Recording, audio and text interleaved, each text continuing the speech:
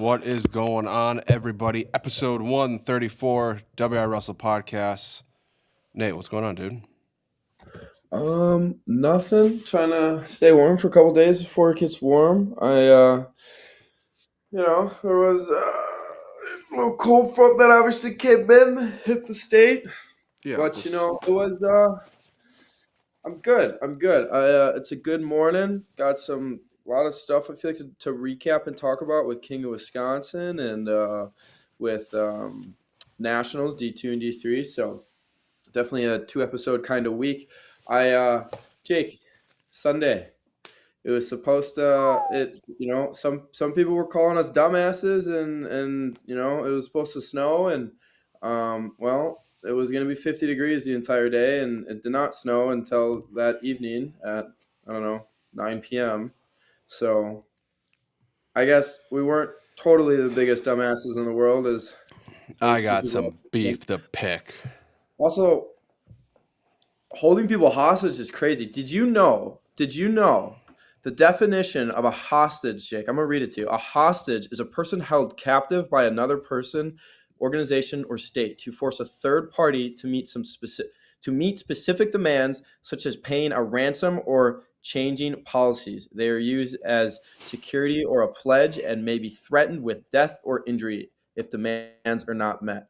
I didn't know we were holding people hostage at King of Wisconsin, Jake. This is news to me. But turns out, people make a choice if they want to come or not. I can understand some people not being able to or choosing not to. Totally understand. Respect the decision. I don't think we were holding people hostage, Jake. We had a sold-out gym, another 1,000 people watching online. It really, we're just, but I don't know. Some people, they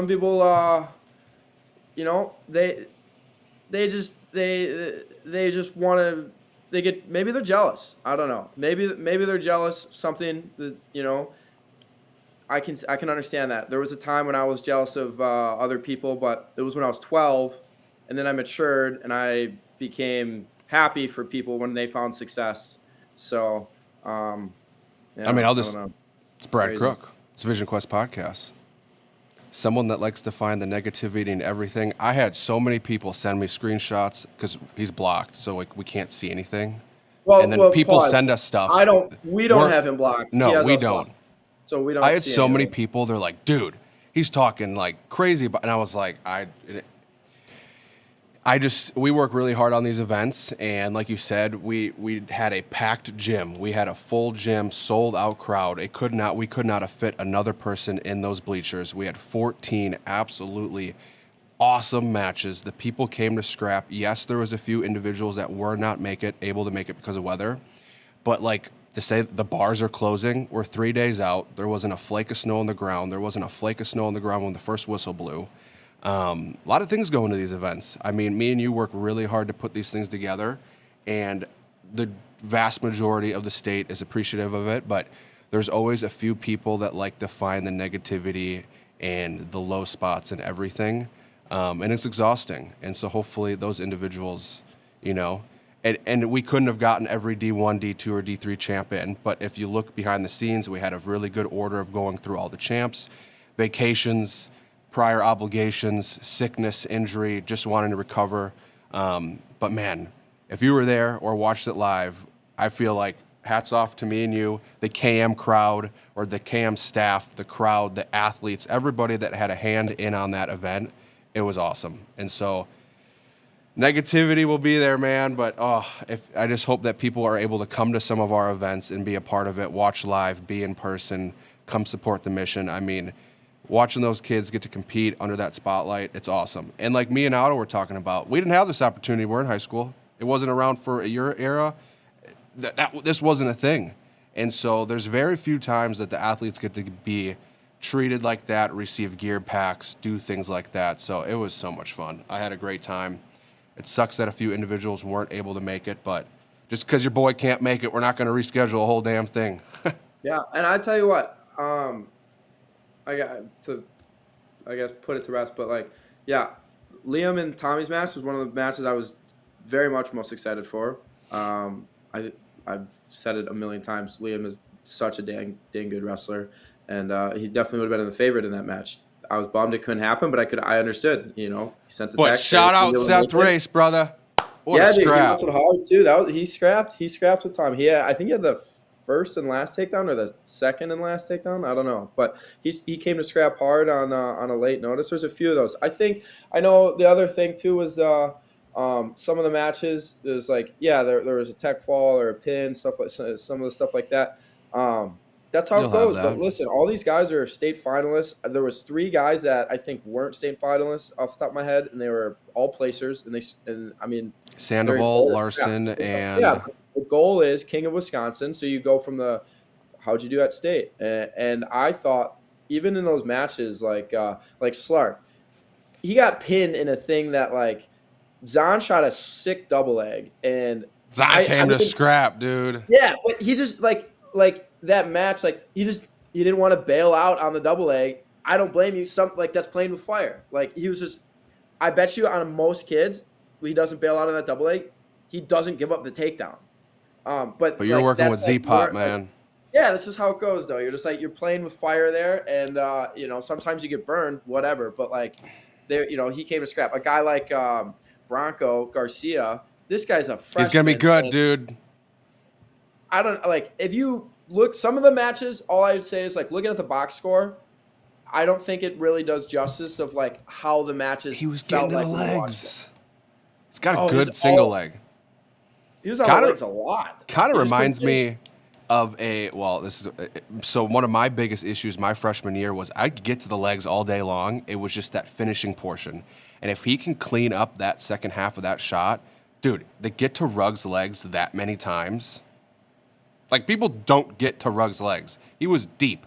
He finishes that, and I think that's a huge building block because against a lot of people, he gets the leg. He doesn't have to worry about that. But that's that next level. That's that next step. I But, mean, he's just a freshman. Yeah, we got to it's the get second time that I've got to watch him wrestle. I know he got I think it was a pin eventually, a tech fall, something like that. But it's just that you go watch that match, and I'm looking in some of these matches I was very into, and it wasn't about the end result. I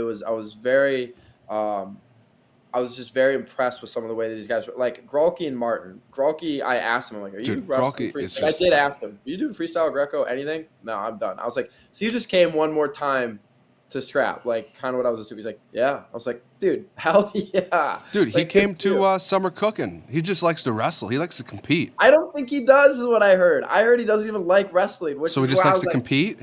I don't know, man. I don't know. Grolke might be the most interesting man now. I heard, and I didn't hear this until after King of Wisconsin. I heard he Well, doesn't he's even a- like wrestling. Well, he's Which is pretty damn good. Yeah. Jesus. Well, it's interesting because Well, he doesn't must like to wrestling. lift Why the heck weights. did he come and wrestle at some of these events? Yeah. Well, he must like to be in the weight room because that dude. I had some buddies helping me work the stream, and I said, "You're gonna see this dude walk out, and he's a freaking monster." And dude, also, I can't believe the size that Martin has put on in the last like 16 months, and to also think that he was injured so you got hurt last year at state. You're sitting for a little bit. He does not look like he put bad weight on. That dude is a beast. And what No, you see his back and like his lats, Jake. Martin is. a big kid. So are we gonna go D2, D3 recap and then get into King of Wisconsin? Because I feel like we gotta just touch on every match. There's so much action to. Yeah, I don't care wherever you want to go here. Well, let's go. Let's rip into D2, D3 real quick. Wisconsin was well represented. We had multiple champs. We had a whole slew of All-Americans. Let's take a look at D2. D2 starting things off, winning the belt, 125 pounds. Your national champion from Parkside is Shane Corrigan. What do you think of the belt? I think the belt's cool, but okay. I like the belt, I thought it was but I'd want a belt. I don't like the belt for nationals, if I'm being honest. Give them You like the belt for the World Championship. I think the belt for other things is great, but there's something just really classy about that wood A looking trophy that you get at nationals. Well, you I still think- get that. They're still Oh, you giving still them get that it? trophy. Oh, Yeah. well then belt away. You get a belt and a trophy? Hell yeah. I Yeah, thought that no, replaced. Yeah, so they hand you the belt. It looks like on the stage, like you get the belt on the stage. Gotcha. Then you go to the podium for your like the actual All American thing, and then they give you all your All Well, American then trophy. get National him a team trophy. belt. That's awesome. Okay. But okay, well then if we're going down that rabbit hole, they took away the fourth place team trophy because they didn't have award money, and now they're giving up belts. Are they going to give belts out of D1s? Well, I think D2 and D3 did do the fourth place Different. team trophy. D1 didn't. I Okay. think. Oh, I we got to. I want not to do. don't quote me on that, but I think the top four in D2 and D3 still got team trophies. That's something I'm still sad about. D1 is But yeah, it's very belt was sad. cool. Corrigan looked great. That was a shootout match. I saw a couple clips of it, but he is your champ at 125. We'll run through all the names quick, and then we can hash out whatever. 141, Colton Hush is your third place finisher from Minnesota State Mankato. Jalen, 13-4 was the final of Oregon's match. dude, that's a convincing He was win. just he's putting up points. 149, third place finisher Jalen Spuler for Parkside. Easton Warchek in fourth place at 157 for Parkside. Brody Hemhauer at 165 with a fifth place finish for Parkside. Drake Hayward, Minnesota State Mankato with a seventh place finish at 174. The freshman with that crazy win over the number one seed, Sullivan Ramos for Parkside, finishes in fifth. Dude, I feel like I've seen that clip 1,000 times now. It's everywhere. That lat drop was It's nuts.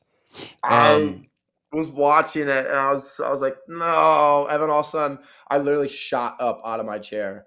I was like, holy fuck! Oop, my bad. But that was my reaction. I lost my mind watching that live. Man, you always tell kids and you're coaching them, lat drop's a bad move, don't hit it, or like a head throw, or just like some silly things. And then something like that happens. It's such a situational thing, but that was absolutely so well executed. I don't know. You can't. You'd have to do it 100 more times to have it happen that perfectly. I mean, that It was was just a foot feel. in. You could drill 1,000 times. It's all feel. And Sullivan Ramos has that feel. I mean, I think back to the matches at Fargo when he was just the way he can just like pick people up and bomb them. He's got power. It's such a specific skill set, and I can only think of a few people that have that ability. And you think of like on the high end of it, like a Kyle Dake. Like you're just never safe in any position. PJ Duke, like the way they can move their hips with their upper body, nuts. But He had a few of those at nationals too, where like he got to a body lock. I think it might have been his second match because he had a pigtail, so it might have been like the first round, but his second match that he got a body lock and he just boom, and it was like you knew he was so comfortable there. Puts the guy down right away, and I can't remember if that one was like at the end of the period, so he didn't get the takedown, or if he did get a takedown. But it was like you saw it happen. You're just like, he's so good with an upper body tie, and I don't feel like he overly forces it or anything. He's just when he gets there, he's so comfortable. He's so good with it, and he's very powerful. yeah. And then I actually have a follow-up question, but I want to get this last name in. The big man on the screen, Max Ramberg, the senior from Augustana, gets the job done. He is an undefeated national champ at 197 pounds. I believe 16-0 on the season. Ramberg, another guy, no stranger to Greco. The dude likes to scrap. I feel like every offseason tournament, he's there. Ramberg is wrestling. I also feel like I've been watching him wrestle for forever. It also doesn't. He looks like he's 30 years old. But he is redshirt senior, I believe. Yes, I hope we get to see him compete in the future, whether that's freestyle Greco. He's had a ton of success. He did say that in when I interviewed him last spring. He said that his plans were he wanted to continue to do wrestling after. Heck yeah. So I don't know if he had it all ironed out yet, the specific details on where or anything like that, but he wanted to win a national title, and then he wanted to continue doing some, whether it was freestyle and Greco or whatever it was, but it sounded like he wanted to keep wrestling for a bit. Coach Cleaver, they're giving out 4. And yes, definitely, we would love to get Becker and Malachek on the show after their historic finishes. Parkside takes second as a team, as you saw in that graphic. Corrigan, Spuler, Warchek, Hemhauer, Ramos, all with All-American honors. Man, talk about just a tournament for Becker. He's been at the helm for, 5 years? Really building something special. I mean, the depth of Parkside, also the fact that they're in such a strong regional and they punch that many through, they get his first champ. That's doing good things in Kenosha. I was thinking about this too. I mean, so they qualified 7 to nationals.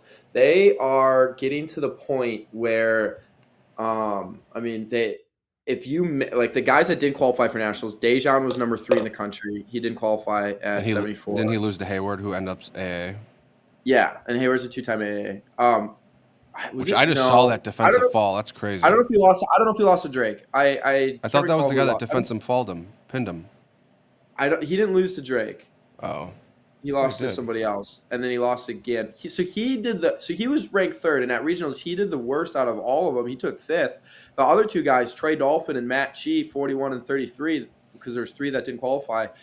They took fourth. Top 3 go, and I'm starting to feel like Parkside's getting to the point where if you can even make their lineup, you're I mean, you're basically good enough, or you're probably going to be able to go to the national tournament. Like you're very Yeah, much it is a crazy hard regional. You got to win those matches, but like the way those guys performed and then getting 5 All-Americans, it does feel like at 41 they had a roster battle the entire year, and one of the other guys that didn't get the nod at regionals was a true freshman, Emmett Nelson. He won the Midwest Classic. I know we talked about which that is months ago, nuts. but like the Midwest Classic is like you got 10 nationally It's a ranked guys out of bruiser. 15 of them in that weight class for to win the title. So it's like he was up to top 5 in the country. It's I feel like they're getting to the point where if you can make their lineup, you're going to be nationally ranked, and two, you're not only a strong candidate to make nationals, but to once you make it, to be an All-American at that point. So, very very impressive in that regard as a team. Yeah, I think he's been there. I think it's 5 years, Jake. Because I think that's when because we had a really good interview with him a few weeks ago. If you guys haven't seen that, but yeah, we'd love to get him back on. So I'm looking at Last time they won a team trophy was, I believe, Nick's senior year as well in 2017. really Mm-hmm. makes sense. Has And a it was the last champ. time they won a Yeah, national title as an individual. that's kind of They crazy. took, I know. So Shane Corrigan wins it, and they took third the year Becker won it, and then now this year Corrigan wins it, and they take second. So in the team race side of things, they finished with 78 points. Third place was 76 and a half. Nebraska Kearney finishes with 83. So they're right there. Right there. Right there. And so Kearney qualified at 33. He went 2-2. 41 placed fifth. I think they had 6 All-Americans. I believe. 65 took second. I wonder if that's a brother of a different Munoz. That's really good. 74 took first. 84 took sixth. 97 took sixth. And 85 had a runner-up. So, I mean, you get 2 in the finals, 1 champ. Those are big points. Big points. 1, 2, 3, 4, 5, 6. Yeah, 6 AAs. Man, so you punch one more guy through. I know and the other thing is too is like if you're looking back on it, they had 4 in the semifinals, and Spuler, that's probably, if you ask anybody at Parkside, that's probably the one loss that shattered everyone's heart was Spuler's semifinal loss. He had 2 takedowns at the end of the first, I think it was. Time ran out, but like you literally give it another second takedown. He did the exact same thing at the end of the third period, whereas like he finished the takedown and clock ran out like a split second before. And then he goes to overtime, and Jalen goes to he steps forward right away because he puts pressure on people a bit. He steps forward, puts his hands up, and the guy shot right underneath, and couldn't really defend it at that point. He just gives up the quick takedown in overtime. It was like that was a heartbreaker. But yeah, so they went 1 for 4 in the semifinal round, and you got to think if you get Spuler in the finals, It's a big one. I mean it's a big one. it might make a difference. Yeah, it might make a difference. Easton had a 2-time national, now a 3-time national champ in his semifinals. So he had a big test there. I think he was the only guy to wrestle that guy to a decision Really? for the tournament. I'm not saying that, but yeah, Easton's tough. So I'm looking at the Parkside lineup. Chi was a starter. He graduates. Corrigan looks like he's a senior, but he graduates because he's 4-time AA. He's coming back. So he's a fifth.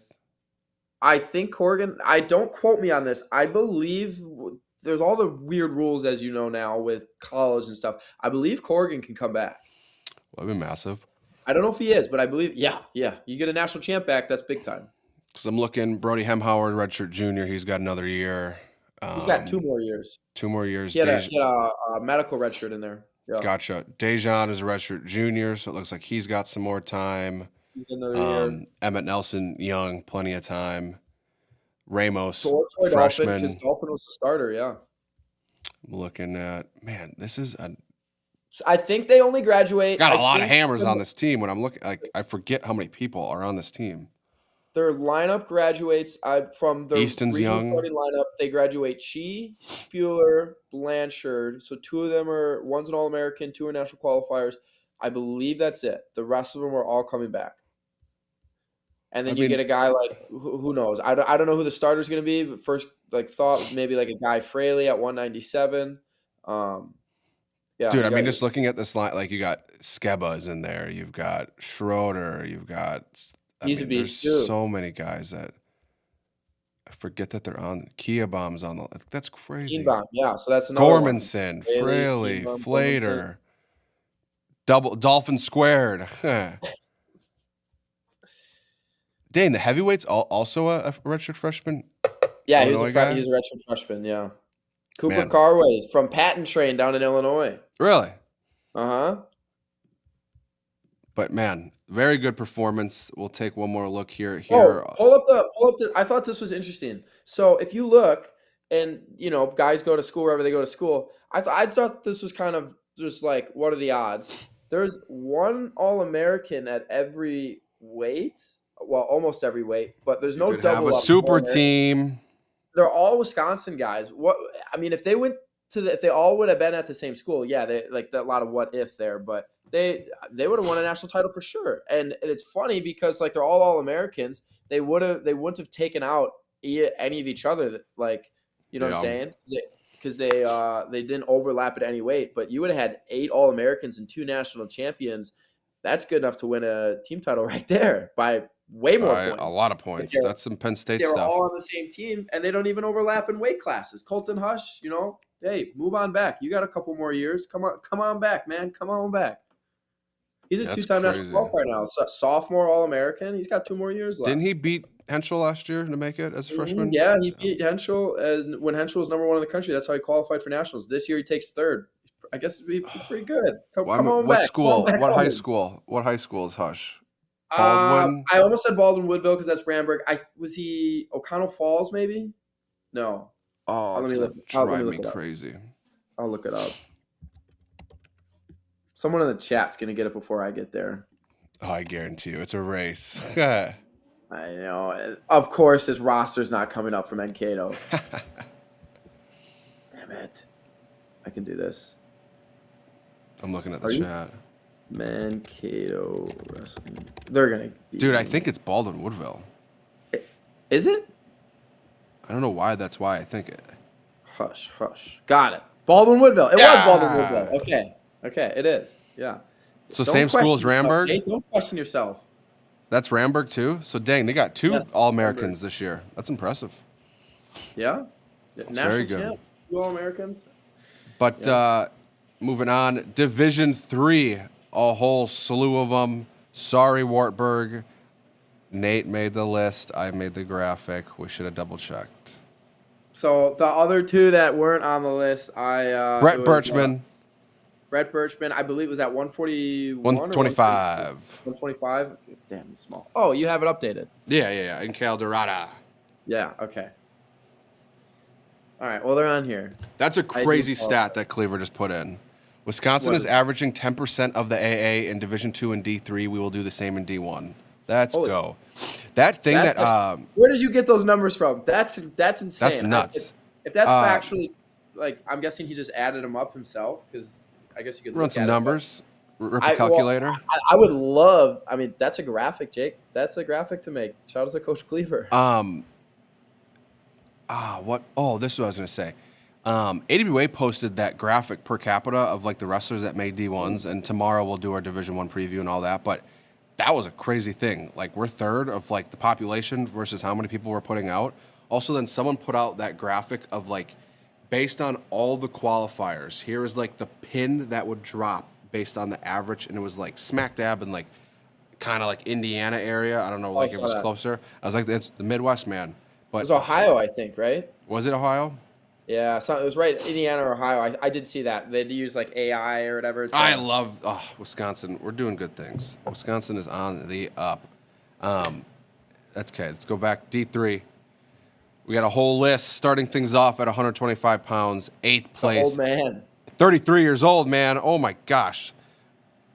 That's Is crazy. He All American. I don't know how many years ago it he's was, like but he All 22 years American old. years ago when he was younger, and he comes back and he All Americans again. Still got it. Still Wrestling, got it. it blows my mind when these guys that wrestle, and I mean, obviously, I'm not training full time, but I still wrestle every once in a while. Dude, once you lose it, it's like that physicality part of getting it back, the soreness. The people that get like better as they age is crazy to me. When they start like really taking off, like how Long Barros was good or Dake, but like to be a young, like 125, that's a young man's game.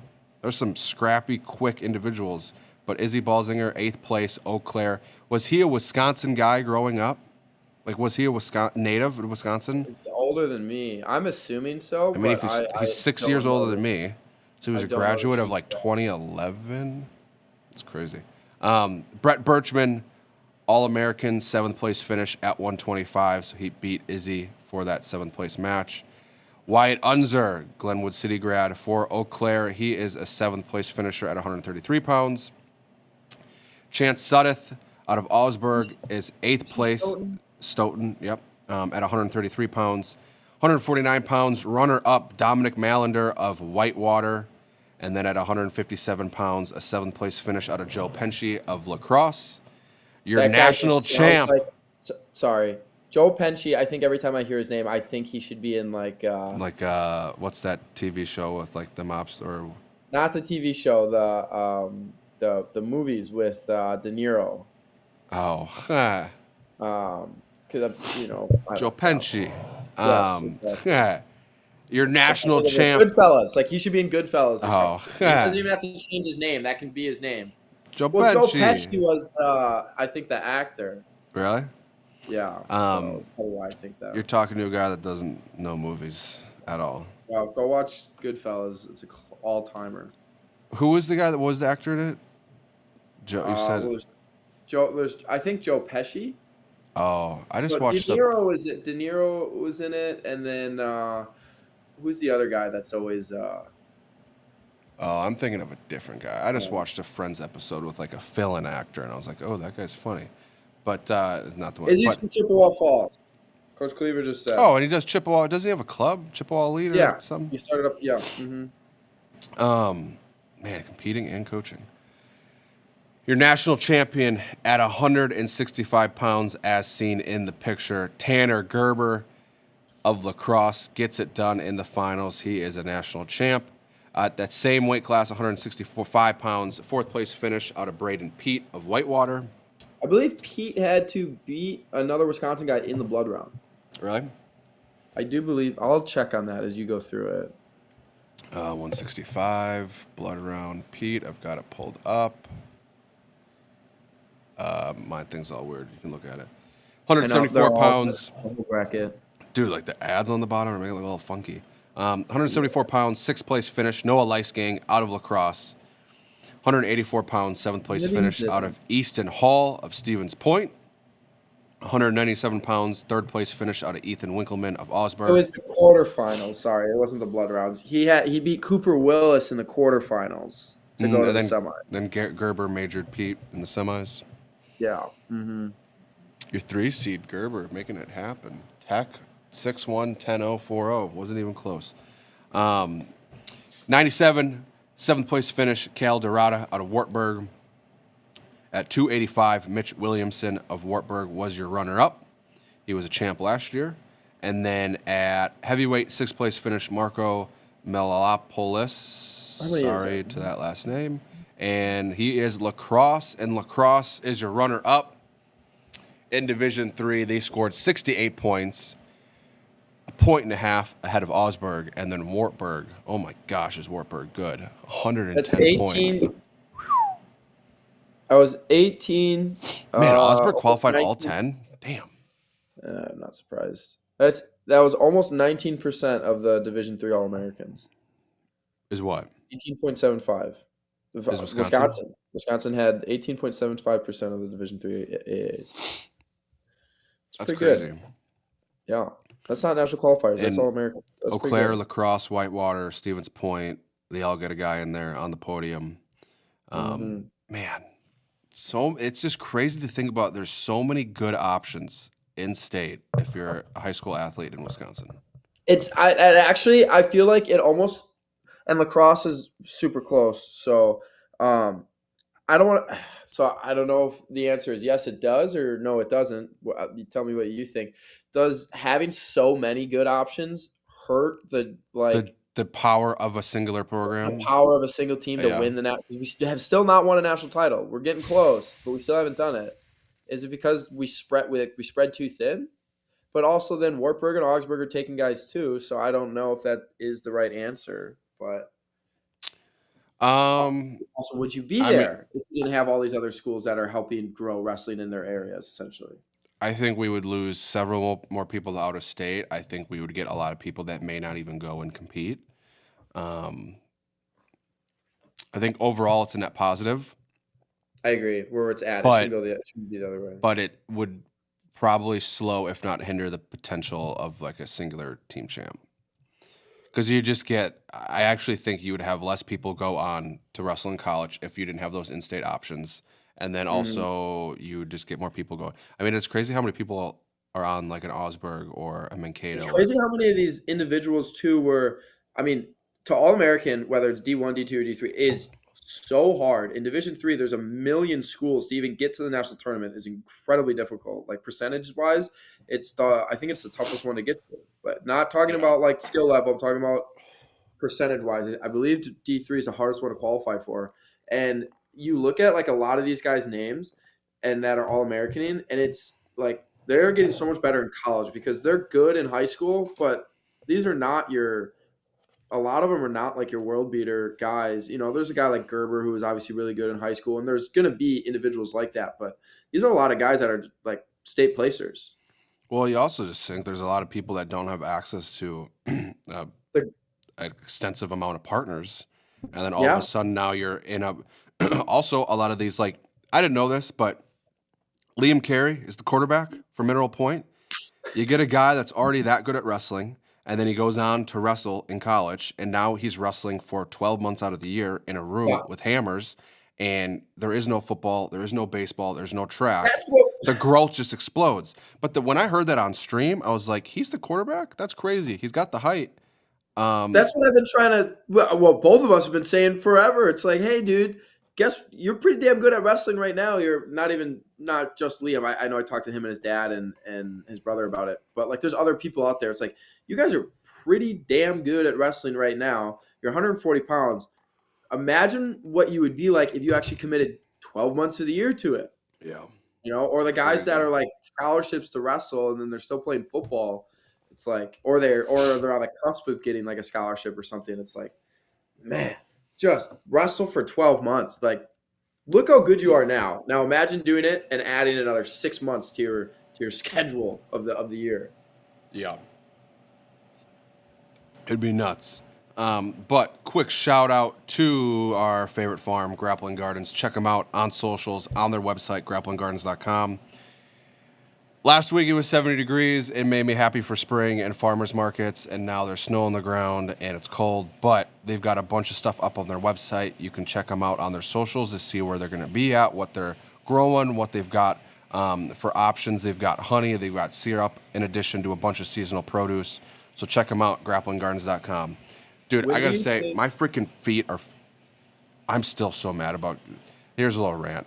I the way that the office, the front door is situated, the snow, it was like up to my chest, and I had to run in through it, and my feet are freezing right now. Like, I don't know what, like, I'm trying to, like, shake them out.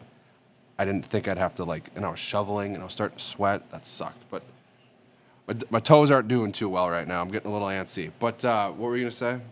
I was gonna, if you had to guess between D2 and D3 with lacrosse being a runner up and Parkside, how long before we see? This has been a question for years now, but this is the closest we've ever been. How long before we see a national title, team title, come back in Wisconsin? 2 years, and I think Parkside does it before lacrosse.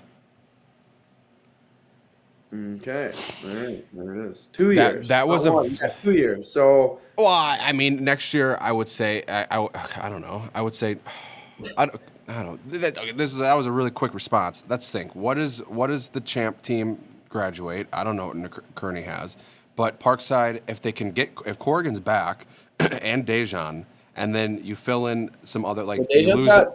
Those two would both have one more year, I believe. So I would So say next year would be a really high chance to win it if I agree. Kearney graduates some people. Because I mean, Those it's teams crazy are like that you outside haven't. though. They're going to reload. Yeah, Those kind of teams reload a lot. I think Parkside's more likely to do it than lacrosse. And I guess my quick reaction to that would be that it just seems that Wartburg is just super powerful. I mean, that's a big margin of victory. That's a big gap to close. And you're saying that with lacrosse, who probably had one of their best teams and had a natty champ, that's a big gap. Whereas you're only like 5 points off. You're one qualifier away, Yeah. or one big semifinal win. And a bonus and a pin in this. Yeah. Like a pin in this. That's bonus points. What do you think? I think it probably does come to Parkside, and I think right now they're closer than what lacrosse is. I think that yes, with the Wartburg and Augsburg thing, like those two teams have won it for the last 30 years. It hasn't been anybody else. There was the one team, I can't remember who it was. They tied last year with Wartburg, I believe. But it's always those guys at the Berg schools, and they Bergs. well, they got money, man. They're private schools, so they don't have scholarship, but they have scholarship. So that's unfair. Competitive balance them. Move them away. Well, it's your private school. Yeah. The losers need to win. But so I do, with the margin of victory, and they just always reload. I think it's more likely to happen with Parkside here in the near future. Also, if they are able to return a guy like Corrigan, and then Dejan comes back, and then you're plugging in these other guys like Warchek, Hemauer, Ramos, and then your heavyweight just qualified as a freshman. You assume he's only going to get better. And then they've got some really, really talented guys that are like just chomping at the bits to be in the lineup. Got a good room. Got a very good room. Like, yeah. I've seen scraps with guys that like I think you said some of their names in the beginning of the show, and then I see them in the room, and it's like, dude, the way they're scrapping with these other guys that are clearly some of the best guys in the country, it's like. And I'm sure it's like that in lacrosse's room as well, or like a Whitewater's. I'm very certain it's like that as well. But it's what I see, and with the margin of victory only being 5 points, I do think they're probably closer, especially if they're not graduating. I mean, two of the guys graduating. One guy's a national qualifier. He didn't win a match. Maybe he won one, but they're not losing the big firepower. It doesn't seem like. Besides, Spuler, he actually massive. So here's a question, and kind of branches off of what we were talking about Ramos and his big move potential, or not potential, just the fact that he can do it. I was talking to a parent the other day, and it was me, the parent, and the athlete, and we were talking about Greco, and then we were talking about how they were saying like, well, if he does Greco, then he'll have the skills to carry over to freestyle. And then, like, my quick reaction, I was like, well, maybe you learn a little bit of, like, positional things in Greco, but, like, the direct carry over to implement that into freestyle or folk style, in my mind, is a little bit different because of the way that the body's positioned and the way that it's moving. Like, Greco, very upright. It's very, like, it feels like a little bit different. Maybe you have a little bit of carry over the pop and the feel, but then my counterpoint was like, well, if you want to have that ability to go big and pop, you just got to send it in practice and not be afraid. And you got to learn it within the freestyle or the folk style skill set of where the body position is in the hand fight. Because think about it, like you're in a stance, different center of gravity, stuff like that. Ramos, I guess you could say, would be he did Greco, but then I can think of other people that weren't Greco that had that big move potential. Because now we're getting the freestyle Greco season. Yeah. How important is do you think you just have the ability to go big in any position or any style, or do you think wrestling Greco has a big carryover into freestyle and folk style? Because I've been thinking Uh, about it. I don't. I actually, you might not like this. I'm sure Ben will disagree. I actually think wrestling Greco definitely better positions the kids to have those abilities. Um, I do think the ones that generally do better with that in a freestyle folk style match are people that have some sort of Greco experience. Now, I am not saying to wrestle Greco is like a 3 day a week training plan, but like if you grow up and you go, for me, it was like you go to the Guanago Grizzly Club. You have like they're just teaching you how to like pop with your hips, and Yeah. they're not teaching you any crazy throws or anything, but they're teaching you how to like correctly use your hips, how to like float your hips a little bit. They're just like you're just doing different drills. You do practice like different throws and stuff, but like I think that's plenty good for what you need. And then after that, like You learn the well, base. then I think it would. I think it actually is beneficial to go to Greco State, and you don't have to practice and train for it. I would just train freestyle anyways.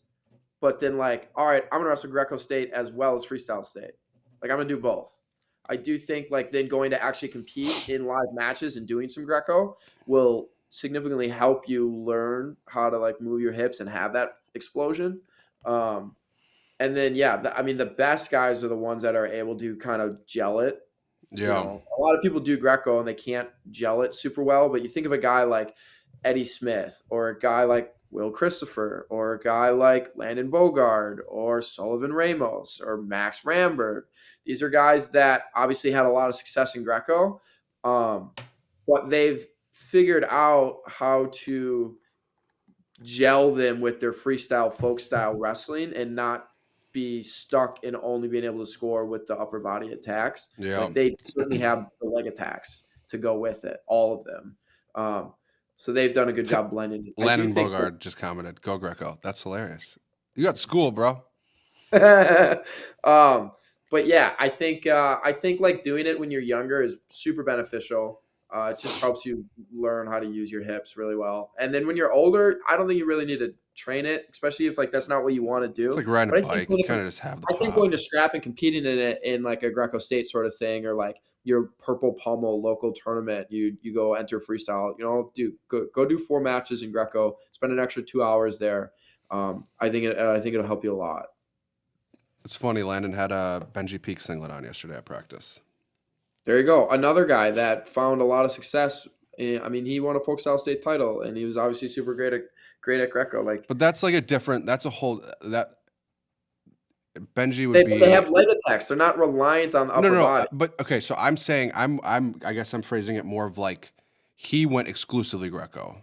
He did. I'm Yeah. saying like you have an athlete that is like, well, they're young and that their aspirations is to go wrestle folk style in college.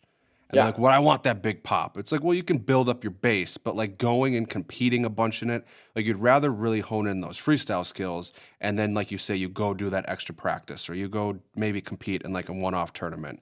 But like Benji Yeah, went I don't all think in it has to on, be like a regular 3 day a week. You have practice, you have Greco practice all the. I don't think you need that. I think when you're younger and you're going to like the local club stuff and you're doing some Greco stuff, I think that's fine, and I think it helps you.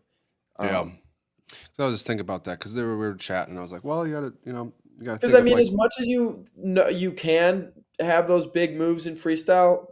How often in the room are you seeing guys are not body locking each other in the room and for like we were in the room and we still are like guys are not just ripping body locks in the room in freestyle. It's just not happening. And the big no, moves but that you you gotta, see, the guy in on a double leg that runs and does a cartwheel. He's not throwing the guy. You're not seeing guys rip headlocks and stuff. You're gonna get that feel from Greco, and then it just kind of like if you can learn to gel it with your leg attacks, that's your best yeah. situation. And then I think some people just have that pop in them. Some people I just mean, you have have, a it's the natural. type of muscles you got. You got type 1, you got type 2. You got your guys that are going to be able to go for a long, full 6 minutes.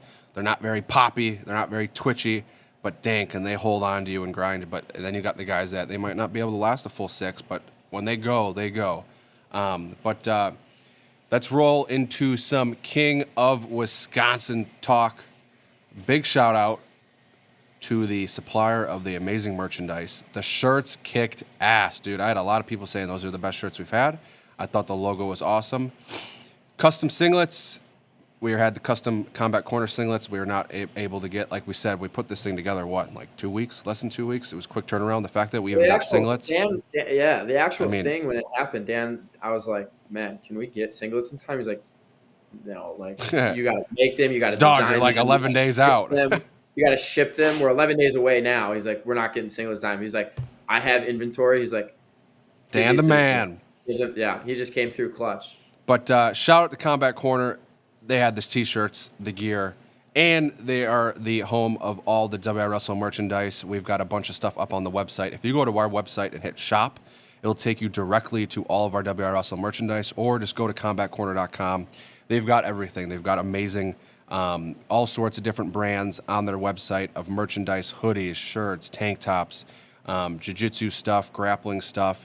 Maybe you want a punching bag. You want some gloves. I don't know. They've got it. Plus, they've got wrestling shoes. They've got Nike shoes in stock.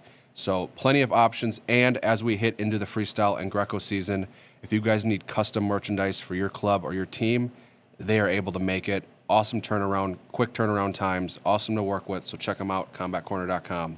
But, dude, King of Wisconsin, it was so awesome. We've got some photos up on our socials. Brett and Jenny Peterson, shout out to them, always crushing the photography. I'm glad we got the group pick. We were a little hectic in the start, but what an amazing evening of wrestling. Matchmaking. Everyone always asks, matchmaking. And I said, well, thankfully, I don't touch matchmaking. You are the matchmaker. Dude, the fact that we had 2 kids wake up Sunday morning and then get asked to scrap, and they're like, yes. Like, when I saw Sandoval walk in, the smile on his face, I was like, dude, like, he was like, 2 hours ago, I got a text. He's like, I'm in. I'm like, that's baller. And it's not like he's just going to go wrestle some random match. He's wrestling the undefeated state champ. Yeah. No hesitation. Peck rule. He didn't even know at first. So he agreed to do it. It's 10 nuts. minutes later. Hey, who am I wrestling? Like, by the way, who am I wrestling? Oh, sweet. Okay, cool. And it was a great match. Oh my gosh, it was so much fun. And then Jacob Peckrell starts the card off against. That was a great match, dude. Nuts. But let's go into. Peckrell was gonna win it, and Regatz just went crazy at the end. He had to get 2 take. He had the last takedown in 15. He cut him with like 20 seconds to go. Here's the final minute of the match. I mean, that shot from Regatz, that post high crotch is beautiful. But Peckrell, dude, makes some stuff happen on the edge. And I loved on this call. Josh is like, RQ, you're going crazy. And you're like, this is awesome. Like, I mean, this is nuts. And when you see this, you're like, oh, this is match over. Like, there's not much time left. What? There's 29 seconds. Yeah. And he's got it. Takedown, then he gets it's 9-4. Yeah. And then he gets this shot with under 20 to go. No hesitation. Dude. It's like, no way. Below the knee leg attack, and he just, boop. Oh. Beautiful. I couldn't believe it. I couldn't believe it. It was boom. He's a sophomore. I know. We get 2 more years to watch him. I know. Maybe he might be a guy allergic to a boring match. He might be the next one. Dude, the finals match, but amazing. And Lancaster was well represented. They had 2 athletes in it, but here are the results. We started with Regatz over Peckrell in an absolutely fire match, 11-10. All these matches, the full broadcast and all the matches are clipped and on Rokfin for easy viewing, so go check them out. At 113 pounds, we had the 2-time undefeated state champ out of Union Grove, Camden Rugg, taking on Branko Garcia. You see a fall on the score, on the box score, but it was a lot of good back and forth action. Garcia, like we said earlier, was getting to the legs. If he can just clean up that finish, he's going to get a score. Jake, but I didn't realize this. Rugg had to work for it. Oh, I didn't realize this match was 2:36 because there was a lot of action in those 2 minutes. I generally thought that was a third period, like late pin in the third period. There was so much. I really did not realize it was right early in the second period. There was so much action in that match. I'm gonna pull up. I'm gonna get the box score here, but dude, it was insane. 236, takedown, escape, takedown, near fall, escape, takedown. So remember he got the turn. Yep. But I did not realize that all that was condensed into that amount of time. Yeah, it was a 'Cause he lot got of on the leg action. like what 3 or 4 times deep. He just didn't finish any of them. But Yeah, all that mixed with Ruggs takedowns, and you're like, holy cow! there was a lot. Very fun match, very entertaining. Up at heavyweight, we had D3 champ Tyson Martin taking on D1 champ Grolke. Lice Oh, Gang this is a good had to story, pull by the out way. because of the weather. Yeah. You hit up Martin, and he what just give the background. I thought this was Well, funny. so Kale, understandably so, he wasn't gonna be able to make it. So I texted Martin and his dad, and I asked, "Hey, could you wrestle?" And they said, "Well, we're in Cedar Rapids, Iowa, right now. Let the family talk it over real quick, and we'll get back to you."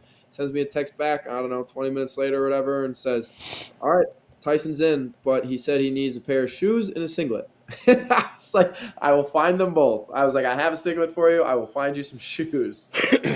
And he He got was hooked rocking. up. I guess they must have. I think they stopped over by Ben or something then because he got shoes from. He came in wearing those Ali shoes or whatever. Yeah, Those that Ben has. I don't know if they're at AWA or what, but I was like, okay, that's pretty funny. but He man, didn't even have shoes, man. This guy's like, I'm in. I'll figure out the other he's ready to details later. go. Hey, you're either a dog or not. These dudes scrap. They don't And matter. Tyson Martin was awesome. He's been a dog since day one. Because they Since took on literally freaking day Connor one. Mirasola. We made that post on social media because Connor Mirasola. We made a post on social media. We're looking for someone to wrestle Connor Mirasola. His And a young opponent just backed freshman. out. Matches tomorrow. Incoming freshman. So he's at 8th. I mean, he wasn't even in high school yet, like for a month. And who does he wrestle? Connor Mirasola. And we're like, this guy's gonna be good. Guess what? I Turned out mean, to be pretty damn good. when he stepped on the mat, you're like, this dude doesn't look like your normal freshman. But SDSU is going to be very happy to have him. Man, a heavyweight that can attack the legs like Tyson can in the movement. You can tell when a guy kind of transitions from the middle upper weights into heavyweight. He's grown super well into the weight. He's got a great gas tank. He's got really good hand fight. He can scramble, and you see guys that make that jump, they don't put on like great weight. Tyson Martin is a big dude. I mean, it's insane, the size. But the leg attacks, the turns, 18-2 tech. We know how good Grolke is, but That first period was, I mean, the tech there's came some in the good second period. exchange. Yes. That first period was scrap. I Yeah. thought Rocky had the takedown too. I was like, oh, he didn't get it. Tyson wrestled through it, but I thought he had a takedown. That first period was a scrap. There was a lot of good action, but Martin gets the tech 18-2. Moving on, 106 pounds, D1 state champ out of Milton, Brody Lewis, taking on Riley Longden out of Slinger. Longden, also another guy. Kren had to pull out because of the weather. Longden steps in, ready to go. So shout out to him. But Longden was in the match. You could definitely tell Lewis was kind of fading. I thought Riley might have been. I mean, Brody kind of did like what a state champ will do sometimes. Like they find a way to win, sort of thing. The match was Longden tried a late lat drop with maybe 10 seconds to go. It was a 5-2 match. Yeah. And there was a spot where I thought Longden might have got some near fall swipes that didn't come. He was very much in this match, winning this match, sort of thing. Like it was like literally to the end. And then yes, it says 8-3. Lewis iced it with that takedown or the defense on Longden trying to get desperate there in the closing seconds. But this was a match, and it was full of good scrambles. Like these guys, yeah, that was good. It was a very good match. A lot of good action, but like you said, man, winners.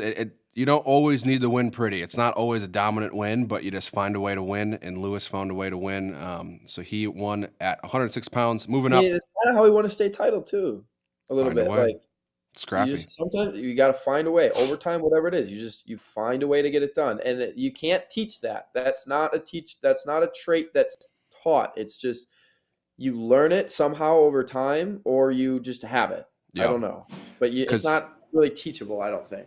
And I've gotten the pleasure to work with Lewis, and he's in the room quite a bit, and seeing him, and he was in Little Cheese, and you can just tell when a guy's scrappy. He's scrappy. Like it's like this dude, like he's gonna be good if you just. How many 106 pounders are over 120 now? Do you think in this that Based would on the want people that we DM'd, it seems like quite a bit. to? Yeah. Them little fellas, man. Well, they're making what? What are they Well, making these at guys, the I'll tell you what, these guys did not weigh in. It didn't seem like anybody was having too much difficulty with making weight. A couple individuals asked if they could get more than the +5, and it was both guys that had asked. And I was like, yeah, if you're both cool which with it, cool. then you would. So, did you go +5 off of the final day weight? I don't even know how you did this. I went +5 off of their weight Scratch it. class. So it would have Gotcha. been just like weighing in the final day of state. Come. So 120 was 125. Which And then most people were like, yeah, that easy. Sounds good. There was a few people where they're like, can we do this? I'm like, I don't care what you guys weigh in at. As long as you and the other guy are cool with it, sure.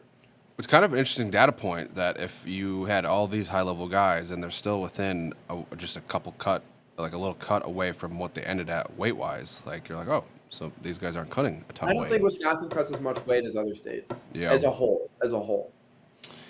120 pounds, Zahn Beal out of Arrowhead, the D1 champ over Gavin Slark. I didn't realize this came at the end of the period. I know, like not a second to spare. Like you said, Slark was in that position. You know, you just go for it and see what happens. Against a lot of guys, that probably works. But Zahn, Z-Pop, he's dynamic. He's quick. He looked great. I am excited to watch Zahn go into the freestyle season. It seems like things are kind of clicking. He had that dominant win in the finals in Division One, a big win over runner-up Slark, and then Marcus and. That's how you say Well, I it. remember you guys were both on the call, and you're like, I have no, and I was like, oh, Jordy texted me, called me an idiot. And then he Marcus said, and. So, Yeah, sometimes. fair. At 126 pounds, Martez Sheard out of Aquinas, your D3 state champ. Holy smokes, this dude came out. Little Hidley. Otto said it best. Otto had some great one-liners in that match. He said he's trying to do his best Hidley impersonation. He said Sheard is not messing around. Sheard has a lot of caffeine running through his veins or something. Dude, 2 takedowns within like 15 seconds. That pop underhook, a lot. Like, that was nasty. He had a cradle locked up. He came out on fire. He did that at Team State as well, and I was talking to his dad after. I was like, where has this been? Because it's like, it seems like, and I do think there's something. A guy wins a state title, and not just him, but like I feel like Get you a see little bit of swagger, confidence, or something once you finally claim that title. And he did this exact same thing at Team State. He would get to that underhook and immediately like just all of a sudden just going crazy to score points. And I don't feel like he was normally like that. Like, yeah, he very much could score points, and he's very good on top, but like how aggressive he is for the last couple of times I've seen him wrestle is like, is he gonna keep doing this? Because holy crap, he's like overwhelming people. He just yeah. And if you can keep that pace for a full match, you just you gotta suffocate train people. like that because you're not keeping. There's that no pace answer. Yeah. If you're the way he came out with that underhook, if you're already set back, you're like, I don't even know what to go. And then he can drop low and get to the legs.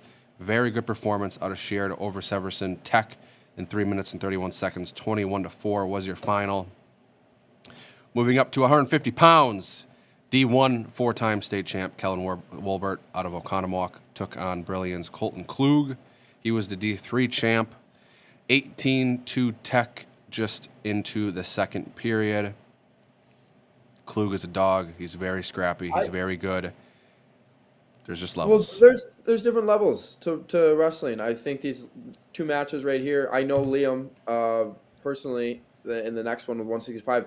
These guys are just on another level is what it is. And these guys that they wrestled are both state champs, so they're both very good. I thought as far as things go, like if you watch the match in both of them, like Grolke was another example with Martin is – you can see why the guy that lost is a state champ because there's like glimpses where they're showing you that they're competing, or like there's moments where it's like, oh yeah, like they're competing with this guy. They're just not on the level of that guy. But it's like you can see why they are also super good, because if you're super good, you're going to have a few moments in there that kind of blossom through and show why you are, why you are also very good. It's just these guys are the next level up.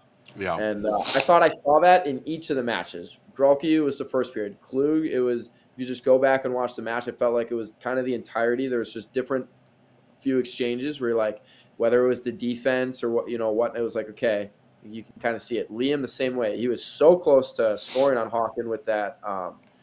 He got to the leg and Hawken was able to kick out and stuff, but like you see the little glimpses from each of them. It was just, And I mean, there were guys that are not just good in the state, but some of the best in the country. And like when you watch like a Kellen or a Hawken, like those guys will make things difficult, but it's just the relentless pursuit of that score, and they're so good at just continuing to wrestle their position. And like if Hawken kicks out leg, he's right. Like there's no bounce back and catch your breath. They are on them, and it's that difference of that pressure, and it's always a score. It's always a score, and that will suffocate people. And it's like Klug gets to that leg, or he elongates the scramble. He probably gets out of it, or he'll find a way to get out and score, or at least just not get scored on. But Wolbert, like, if he touches your leg, he's probably going to finish the shot. And it kind of goes back to the interview we did with Kellen, is like, the dude's not afraid for a fight. When we asked him, like, favorite match, like, he like the Yaney match, he just likes to fight. He likes to put points. Rainy, dude. Rainy, you just say Yaney. Rainy. I don't know. But they just like that's the only thing on their mind. It's not about winning the match. It's just scoring points. And when you have that mindset, you're going to win a lot of matches. But also not just number one pound for pound in the state. He's number one in the country for a reason. But Kellen gets the tech. Hawken Peterson over the D3 champ. 19-4 tech for Hawken. Like you said, Liam had some bright spots there, but Hawken, I mean, dude, that 360 double was nuts. The crowd. It's just like, what do you do? I think I was more impressed by the end where you were saying like Liam was in on the leg, Hawken kicks out, and like before Liam even gets up off his knees, Hawken kicks out, turns back around, front head, gets a go behind. Like he's not waiting, like he's immediately back on it, and that ends up obviously ending the match. But Hawken's bicep tricep hold and fake snap combo is so elite, and it just like people. You just don't have an answer. Like he's so quick. He's moving so much. I did a little like situational go with Hawken yesterday at practice. The dude's freaking quick and he's super strong. Super strong. I didn't even have my shoes laced up. And all of a sudden, Ben's like, Hawken needs a partner. And I was like, I don't even know what we're doing. Tied up the shoes, and it was a snap go behind drill. Oh, that's not good for me because Hawken's quick. The dude's freaking strong. Like, it's crazy that he started his high school career off at 106 pounds. That's nuts. But yeah, pressure. That's the name of the game for those two. 165 pounds, Gage Gross, the D1 champ over D2 third place finisher out of Denmark, Noah Larson, 8-1. Gross just looks like a guy that I don't want to ever wrestle. He's so grippy. He's always another guy that's always on you, whether it's like he's pulling the head and he's got the triceps, whether he's in his length, that high crotch. It's not a quick shot. It's not a beautiful shot at times, but if he gets that hand just a little bit around the thigh, he's going to pull himself in. And there was times where he was so stretched out. And I think your Otto on the call was like, it looks uncomfortable, but you can tell he's comfortable in that position because the guy has no answer. You can't break that lock. And if you go reach back to break it, he's going to pull you in. It's again, we kind of said this with like Sully before, but like there's different levels of it. But it's kind of like Yanni, where Yanni's like, if I get my hands locked on the leg, it doesn't like he would be full on stretched out. And it's like if he gets his hands locked, he's going to be able to pull that leg in and he's going to finish. But all he has to do is get his hands locked. And there are people like that who make a whole freaking career. Yanni he won a world title, right? He won 4 NCAA titles. Like there are people that will make a career out of that is they are so good at finishing and all they need to do is get to the leg. And he is like that. He also he's very tall. He's one of the tallest guys there. And you look at him and he's only a sophomore and you're like, he's baby face. He still looks like a baby. Like he may be one of the tallest guys there. He may be ripped and stuff and 165 pounds. He looks like a baby. And he told me before the event started, during warm-ups or whatever, he's like, I just like lifting weights. He's like, I just want to get lift. And he's like, my Well, goal, I want to be like 190 pounds next year. I was like, gonna say, I think yeah. he has a tremendous build to be a 197 pounder. Like he put some weight on. He looks like a baby still. He's gonna get way bigger. He's gonna put weight on for sure.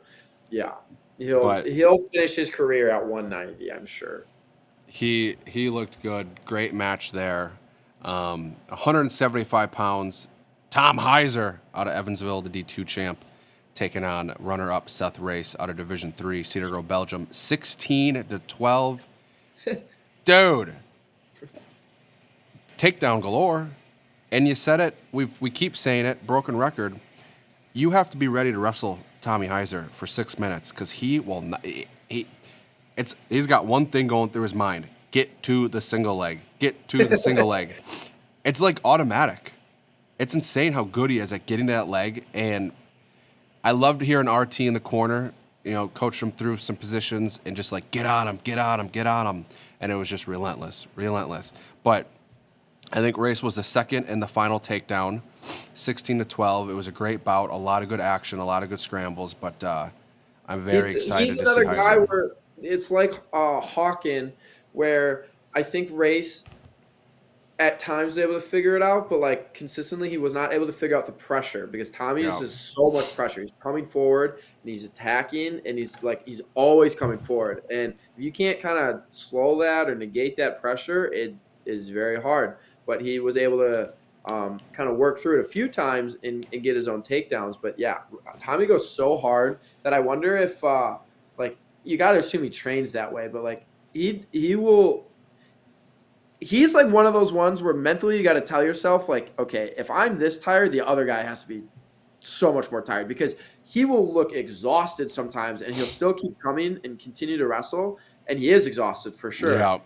But it's like, okay, if he's tired, he's got to be able to still, you still have to be able to function, but you got to think the other guy's got to be way more tired than. 100%. Yeah. What was the thing that Mitchell said a couple years ago with or Ben said about Mitchell is like the trench. Deep waters. He said he lives in like Mariana's Trench. It's like the deepest. Mitchell built a house in deep waters. He doesn't just live there. Yeah. Heiser is just gas pedal go, and it's suffocating. That's he kind of gas himself out. But if he's gassing himself out, I gotta think the other guy just more often than not is probably really feeling it. Dude, if you're always that just the pressure forward and the threatening of that shot, you're always on your heels, you're always backing up, and he keeps that hand on the head. Exhausting. 132 pounds, Bryson Bustler over Liam Carey by major, 11-3, battle of runner-ups. Liam Carey got to a lot of attacks in the first period, even got a stall call on Bustler. I think Bustler was trying. He got another stall one later. Yeah. I think Bustler was trying to figure out Carey's a hard guy to wrestle. He's freaking super tall. 132 pounds is nuts. But Bustler, that takedown with like 10 seconds to go in the first really kind of set the tone going into the rest of the match. I think Bustler kind of figured him out. Another guy just keeps pressure, wrestles hard through every position. He looked really good. I've seen I watched Bustler last year at P&L and a bunch of off-season events. I think he was down at like one of those planes or whatever, and wasn't always winning the matches, but was in some just dog fights. And if you can put yourself in a lot of battles and you grow from them and you're able to scrap hard for whatever the match length is, you're going to be in a good position. And I think that's starting to pay off for him, a little return on his investment because he just wrestles hard. And even a state finals match, it was a very close. I mean, Schlump got a under 20-second takedown. So I'm very excited to see him. Next year, he's a senior for Watertown. Carey's only a sophomore. We're going to get more of him. But Bustler definitely got to the offense and looked great. I think Carey couldn't get really past the head-hand defense from Bustler. And the amount of times that they were in front head. And it feels like watching that, it felt like to me, Bustler loves front head because he was not only like, good head-hands defense, get into a front head. He was constantly trying to score from front head, and he did a few times. But it looked like Carey couldn't get past his head hands very well, and Bustler was just like he wanted to be in front head, so it was kind of working to his benefit. Because Kerry did attack a lot. He just he could not get through the head hands. 190 pounds. These dudes came out on fire, were scaring the shit out of me. I am now figuring out how to do a remote production because of these two. The amount of times in the first minute that they came towards the production table or the head table, I was like, something's going to break. These dudes came out on fire. D1 champ, undefeated Reed Falk out of Milton, taking on the D3 runner-up Nolan Hankey out of Lancaster. This wrist snap was disgusting. I mean, nuts. And I wish we had the audio. We post this on socials. But your guys' reactions was so funny. Like, Really? Well, there was, when he hit the wrist snap, Otto had no words. He just had like sounds. And then both of you, it was perfect. One after another. Otto was like, I haven't seen that in a while. And I think you just go, that was nasty. It was just funny. Go listen to the clip on socials. But, dude, what a nasty wrist snap. And that was after like an insane start too. That was that was after like literally like the fastest paced start you could ever see of just like, yeah. I mean, this was at a followed up with that. It's like, what is going on? Because Falk had just had a really good takedown. So there was two massive upper body exchanges where they came straight to the table, and then at like a minute 40, they went and did that shot on the left side of the mat, and Falk got like a low single, scored. Yeah. These dudes' pace was nuts. It was unreal first period pace. Hankey did not afraid to just go. He was not afraid to just scrap. And it was so fun to watch. And I do remember, I don't remember when, but I remember in the match, they had like a stalemate or something, sort of by the scores table. Neither of them had headgear on. And I was like, these guys look so tired. And Falk was taking a minute to go back to the middle. And I'm like, Falk looks like he's sucking wind right now. And he looked over at me and he just smiled at the head table. I don't know if the camera got it or not, but he heard exactly what I said and just acknowledged it like, yeah.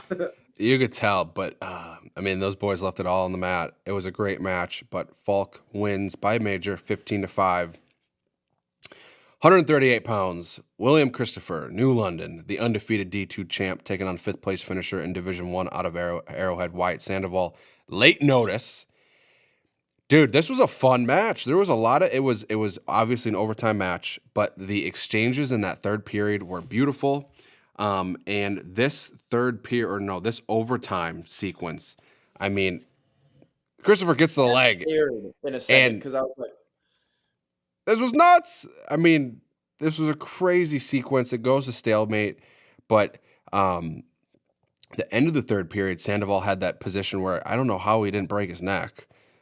He was just perfectly making it to where he could not get put back to like defensive fall, didn't give up the score, but then Christopher gets the takedown in overtime after a great scramble. But dude, these dudes came to scrap. Blood, I mean, he had everything. It was a great bout. Great second to last match. He gets it done. He crowns himself. I felt like it was part of the status quo all year with Christopher. It was like he's been in some close matches, but some of them are close, but he just always has been able to get them done. He stays cool, calm, and collected, and he comes through in the end. It's kind of like, I mean, this is a big comparison, but like you think of like I don't know, who's a guy in like a college, not like a Marcus Blaze, but like, you look at the box scores and they're close, but like if you watch them wrestle, like Sandoval put together some great scrambles defensively, but never once was like Sandoval threatening Christopher on a leg attack. Like Christopher was never like a very close match. He gets it done. And I kind of felt the same way about like Sandoval versus like a Gene Court in the Pulaski finals. Like, sure, there's glimpses and it was a close match. It was like a 4-1 win, but like Christopher never... Yeah, Christopher it was never like threatened. You never thought like, oh, he's gonna give it up here. Like he was always in control, even if the score looks close. And I think some guys have that ability to just win the positions. It's also got to, I mean, based on the matches I've seen of Christopher, seems like it's pretty dang hard to get to his legs. Really good defense. There's like Sandoval's got good shots. He wasn't getting deep on the leg. Did he get there once or twice, Sandoval? He might have, but then. To the other, Christopher's just good. Like he doesn't give up positions. Mm-hmm. But Yeah, I thought he's it was a solid. great match. The best way to describe I felt like him watching him this year is just solid. Like he's just solid in kind of all areas. But yeah, Sandoval came to scrap. That was great. 144 pounds, Carson And he's not Bussin. going to Coast Guard. I thought he was going to Coast Guard's Division Oh, III he's school. not? He's not, but he is wrestling in college. I don't think he has it figured out yet. Let's go. Sounds like maybe staying in state though. I don't know. Hell yeah. But I'm excited to hear that he's wrestling in college. Yes. Great kid. Like watching him compete. Excited to see. Hopefully he stays in state. Carson Bussin at 144 pounds, the undefeated D3 champ as a sophomore out of Partyville. Takes out two-time D2 state champ Ethan Immel out of Kewaskum. This was a fun match. It was late takedown for Bussin in the second, and then I think Immel tied it up at one point, and then Immel got the Immel had the takedown. lead, right? No, Immel had the Bussin was lead. tied by early. Yep, slide by the end of first, and then Immel got a takedown to go up by 2, and then in the third period, up by 2, Immel is a hammer on top. It kind of looked like Immel thought there was going to be a stalemate, and then Bussin popped out the back and got the reversal, and then Ethan got up, tied it up 5-5, and then the slide by comes into factor again. Slide by to a double, gets swipes on the edge, 12-5 win for Bussin, but that was a scrap. I like watching both these guys compete. I've seen a lot more Immel than Bussin, but we get 2 more years out of Bussin. But Immel is always in some fun matches. It was 5-5 until I don't know the last like 20 seconds. He got that slide by that Immel started to like block, but then he like as he was defending it, it looked like he like tripped and started to lose his balance where you start like doing that back pedal, and then Bussin fell into the double leg, and then at that point they were on the edge, and Immel just gave up the back points there, so it ends up looking like 12-5, but that was a neck and neck match back and forth the whole all but 20 seconds of it or something. Super good match. Immel had that double leg up in the air, and he just couldn't figure out, like he had him all the way up, and Bussin was draped over the top of him, and he didn't score from it because he couldn't figure out how to it ended up getting potentially dangerous. But like, he was up there for 10 seconds just standing with him on his shoulders, couldn't figure out how to.